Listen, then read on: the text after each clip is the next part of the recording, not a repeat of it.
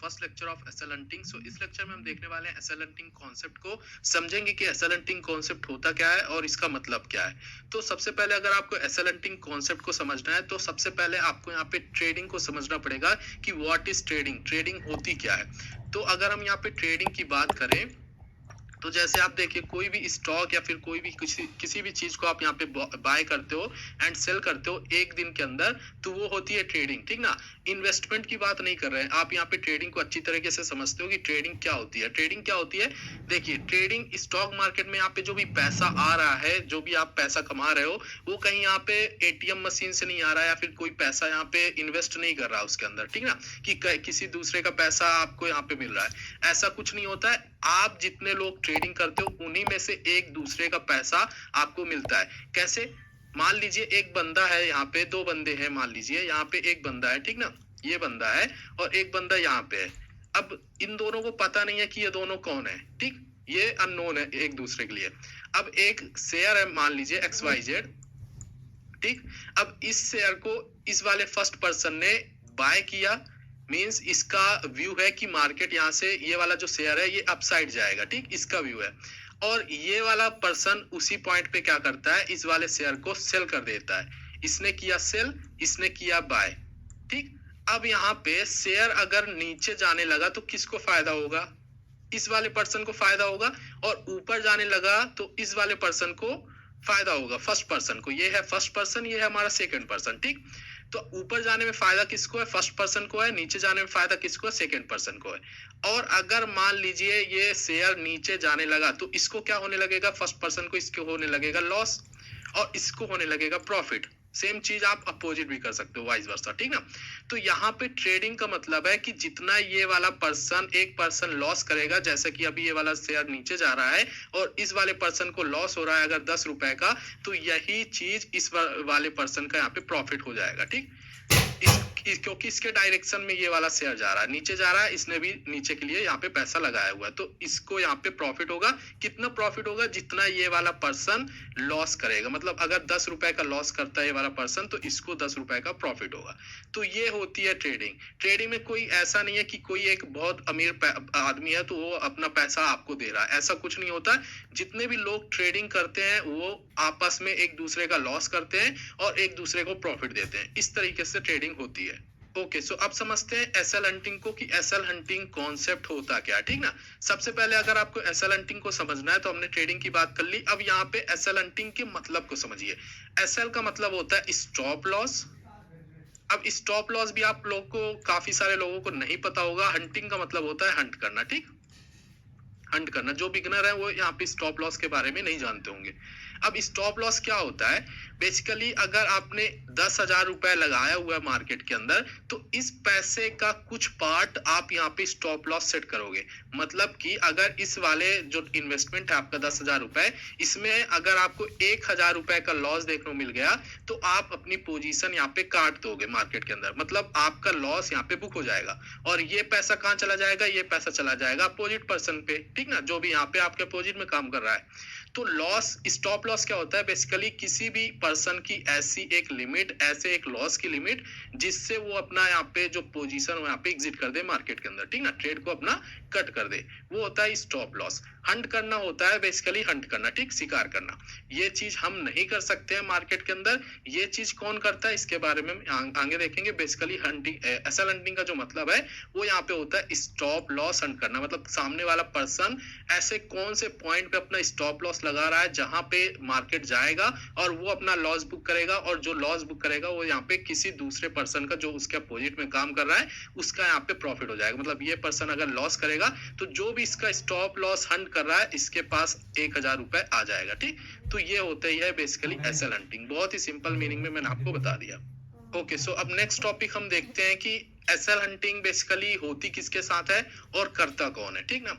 तो आपने नाम सुना होगा रिटेलर का, बेसिकली टर्म यूज किया होगा रिटेलर का, एंड इसके बाद आपने एक नाम सुना होगा स्मार्ट मनी का। तो इन दोनों के बारे में भी हम यहाँ पे डिस्कस करेंगे कि स्मार्ट मनी क्या होता है, रिटेलर कौन होता है। रिटेलर होता है बेसिकली हम जैसे आम लोग जिनके पास कम कैपिटल है या फिर जो एक नॉर्मल पर्सन है जो मार्केट में जस्ट आया हुआ है, ठीक ना, तो वो सब होते हैं रिटेलर। स्मार्ट मनी कौन होता है? स्मार्ट मनी होता है एफआईआई, जो कि इंस्टीट्यूशनल ट्रेडर्स होते हैं, डीआईआई, ठीक ना। इन सबको आप यहाँ पे बोल सकते हो, बिग मनी बोल सकते हो, ये सब इनके सिनोनिम्स आप बोल सकते हो। एफआईआई डीआईआई होते हैं, ठीक ना, इंस्टीट्यूशनल ट्रेडर्स होते हैं। या फिर आप कुछ इस तरीके से कह सकते हो कि बिग मनी होते हैं, मतलब इनके पास बहुत ज्यादा पैसा है, तो ये अपने हिसाब से मार्केट को अपने डायरेक्शन में, अगर ये मार्केट को नीचे ले जाना चाहते हैं तो नीचे भी ले जा सकते हैं, और अगर ये मार्केट में बाइंग करते हैं तो मार्केट यहाँ से बहुत ज्यादा ऊपर भी ले जा सकते हैं, ठीक ना। तो इस तरीके से ये काम करते हैं। अब ये क्या करते हैं, देखिए, अब ये जब बिग मनी काम करता है यहाँ पे मार्केट में, तो उसको चाहिए होता है स्टॉप लॉस। स्टॉप लॉस क्यों चाहिए होता है, ये भी हम यहाँ पे समझ लेते हैं। देखिए, मान लीजिए आपके पास एक मार्केट है, आपके पास एक मार्केट है बेसिकली, जिसे आप यहाँ पे ऑपरेट कर सकते हो, जिसे आप चला सकते हो, ठीक ना। तो यहाँ पे मैं नए पेज में एक्सप्लेन करता हूँ। देखिए, आपके पास एक मार्केट है, स्टॉक मार्केट, जिसे आप चला सकते हो। अब लेट्स से कि यहाँ पे मार्केट ऐसा कुछ अभी प्राइस एक्शन बना हुआ है, ठीक ना। अब यहाँ पे अगर आप मार्केट में बाइंग करते हो, 1,000 रुपए लगाते हो, यहाँ तक मार्केट आ चुका है, यहाँ से मार्केट यहाँ तक आ चुका है, ठीक ना। अब यहाँ पे आप 1,000 रुपए इन्वेस्ट करते हो, अपना 1,000 रुपए इन्वेस्ट करते हो, तो मार्केट चला जाएगा यहाँ तक। तो इसमें आपको कुछ प्रॉफिट हो रहा है, कुछ आपको मिल रहा है क्या? यहाँ तक मार्केट आने में कुछ आपको मिल रहा है? बिल्कुल भी नहीं मिल रहा है।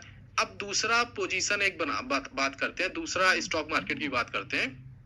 अब यही सेम प्राइस एक्शन बना हुआ है उसमें भी, और आप यहाँ पे पैसा लगाते हो 1,000 रुपए अपना, ठीक। लेकिन इसमें क्या होता है कि इसमें आपके अपोजिट में भी कुछ पैसा लगा हुआ है। कितना पैसा लगा हुआ है? लेट से 500 रुपए आपके अपोजिट में लगा हुआ है, ठीक ना। सो 500 रुपए आपके अपोजिट में लगा हुआ है। अब अगर मार्केट यहाँ तक जाता है, तो इस वाले मार्केट में क्या सिस्टम है? इस वाले मार्केट में सिस्टम है कि अगर आप पैसा लगाते हो ऊपर, तो आपके जो अपोजिट में काम कर रहा है, इसका लॉस होने लगेगा, क्योंकि कॉल पुट होता है ना, जैसे आप थोड़ा सा इमेजिन करके, विजुलाइज करके समझिएगा। तो इस पर्सन का लॉस होने लगा। कितना लॉस होगा? मान लीजिए इसको 200-250 के आसपास लॉस होने लगा, ठीक ना। तो ये वाला पैसा कहाँ जाएगा? ये वाला पैसा जाएगा इसमें। जब आप मार्केट को यहाँ तक ले जाओगे, तो आपको यहाँ पे प्रॉफिट दिखने लगेगा। इस वाले में ऐसा कुछ सिस्टम नहीं था, लेकिन इस वाले में ऐसा सिस्टम है। इसमें आपको 1200 यहाँ पे दिखने लगेगा, ठीक ना। मतलब आपका टोटल इन्वेस्टमेंट 1,000 रुपए था, और इसमें आपको यहाँ पे 1200 रुपए यहाँ पे मिल रहे हैं। तो आपके लिए ज्यादा बेटर स्टॉक मार्केट कौन सा है? ये वाला बेटर है, क्योंकि इसमें आप पैसे लगा रहे हो। मान लीजिए आपको बाइंग करना है यहाँ पे, लेकिन उसमें आपको प्रॉफिट भी हो रहा है, सामने वाले का पैसा जा रहा है तो आपको प्रॉफिट हो रहा है। लेकिन इसमें तो ऐसा कुछ नहीं था ना। तो एफआईआई डीआई ऐसे ही करते हैं। जब मार्केट में स्टॉप लॉस, अगर उनको बाइंग भी करना है, तो वो यहाँ पे सबसे पहले स्टॉप लॉस क्रिएट करेंगे, मार्केट में ऐसी सिचुएशन क्रिएट करेंगे जहां पे जो नॉर्मल पर्सन है उसके अपोजिट में बैठ जाए, और वो अपना पैसा लगा के वो अपना प्रॉफिट करें। क्योंकि इस वाले मार्केट में उनको एक भी प्रॉफिट नहीं हो रहा। इनका इन्वेस्टमेंट हो रहा है, 1,000 रुपए ये अपना मार्केट में लगा रहे हैं, मार्केट ऊपर ले जा रहे हैं, लेकिन इनको कुछ भी प्रॉफिट नहीं हो रहा है, कुछ भी इनको मिल नहीं रहा है। और इस वाले में उनको 200 रुपए मिल रहा है। तो ये ज्यादा बेटर ऑप्शन है, इसलिए वो ऐसा कुछ करते हैं, ठीक ना। तो ये भी एफआईआई जो डीआईआई होते हैं, इंस्टीट्यूशनल ट्रेडर्स होते हैं, वो यहाँ पे इस तरीके से काम करते हैं। बिग मनी बेसिकली इस तरीके से काम करना, वो पहले स्टॉप लॉस क्रिएट करता है, जहां पे उसको लगता है कि मार्केट में यहाँ पे रिटेलर्स आना चालू कर देंगे, या फिर रिटेलर्स यहाँ पे आ जाएंगे, रिटेलर्स उनके अपोजिट में बैठ जाएंगे, तब वो अपना पैसा लगाते हैं एंड मार्केट को उनके अपोजिट डायरेक्शन में लेकर जाते हैं। और इतने सारे रिटेलर्स हैं, आपने एक टर्म भी सुना होगा, एक सेंटेंस सुना होगा कि 90% रिटेलर्स लूज मनी। क्यों लूज करते हैं? क्योंकि बिग प्लेयर उनके अपोजिट में काम करते हैं, ठीक ना। और ओनली 10% ट्रेडर्स मेक मनी। 10% में कौन आता है? 10% में आते हैं स्मार्ट रिटेलर्स, जो कि हम लोग हो चुके हैं, या फिर जो आप बनने वाले। तो इसी तरीके से जो आप यहाँ पे एसएलएनटिंग को सीखने वाले हो, अगर आप इसे सीख पाते हो, प्रैक्टिस कर पाते हो अच्छे से, तब आप यहाँ पे 10% क्लब में आने लगोगे, ठीक ना। और रिटेलर ये अपना लॉस ही करेगा, क्योंकि मार्केट में जो स्मार्ट मनी है वो इसके अपोजिट ही काम करेगा, और इसको पता नहीं कि स्मार्ट मनी कैसे काम करता है, ठीक ना। तो इस तरीके से जो बिग प्लेयर है, बिग मनी है, वो यहाँ पे काम करता है। तो एसएलएनटिंग का मतलब सिंपल लैंग्वेज में अगर बात करें, तो सामने वाले को, जो रिटेलर है, उनको ऐसे ट्रैप करते हैं जो एफआईआई डीआई होते हैं, जिससे वो यहाँ पे किसी एक पोजीशन में बैठ जाएं, ज्यादातर रिटेलर्स, और फिर वहां पे वो अपना अपोजिट में पैसा लगाकर मार्केट को रिटेलर्स के अपोजिट डायरेक्शन में लेके जाएं, और उनका लॉस होगा तो उनका प्रॉफिट होगा। एफआईआई का होगा प्रॉफिट और रिटेलर्स का होगा लॉस, ठीक ना। इनका होगा प्रॉफिट, और जो यहाँ पे रिटेलर्स बैठे हुए हैं, इनका लॉस होगा। तो इस तरीके से एसएल हंटिंग कॉन्सेप्ट होता है। यही है बेसिकली एसएल हंटिंग।